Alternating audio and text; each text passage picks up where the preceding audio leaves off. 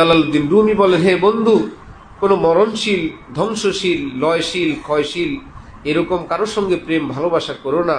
কারণ যাকে তুমি ভালোবাসবে সে তো ধ্বংস হবে, মরবে, পচবে, গলবে। তোমার মহব্বতের কি হবে শেষে? তোমাকে রেখে সে মাসুক বেচারা কবরে চলে যাবে। আগে জানতে তো তুমসে কভি প্যার না করতে।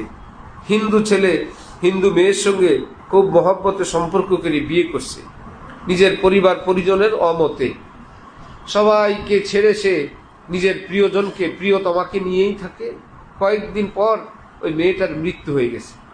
এইদিকে পরিবার পরিজন আপনজন সব পর হইল। যাকে পাওয়ার জন্য সে এখন কবরে গেল। পাগল পারা হয়ে রাস্তায় ঘুরে আর বলে, আগে জানতে তো তুমসে কভি প্যার না করতে। সব ছেড়ে তোমার কাছে আসলাম, তুমিও আমাকে রেখে এভাবে যাবে এ কথা জানলে তোমাকে ভালোবাসতাম না। এশকে বা মুর্দা নবাসাদ পায়দার, এশকেরা বা হাইয়ু বা কাইয়ুমদার। হযরত জালালউদ্দিন রুমি বলেন, এই পৃথিবী যাই দেখো সব ধ্বংসশীল, সব লয়শীল, ক্ষয়শীল, পচনশীল, মরণশীল। যাকেই তুমি ভালোবাসবে সে মরবে আজ অথবা কাল। কিন্তু তুমি কি করবে?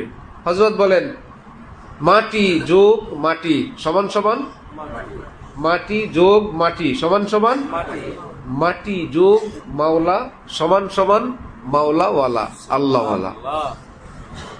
মাটি যোগ মাটি সমান সমানও মাটি, আর মাটি যোগ আল্লাহ সমান সমান আল্লাহওয়ালা। এরা কখনো মরেও মরে না, মরেও অমর। বড় পীর জিলানী দুনিয়া থেকে চলে গেছেন, সবাই কি ভুলে গেছে না মনে রাখছে?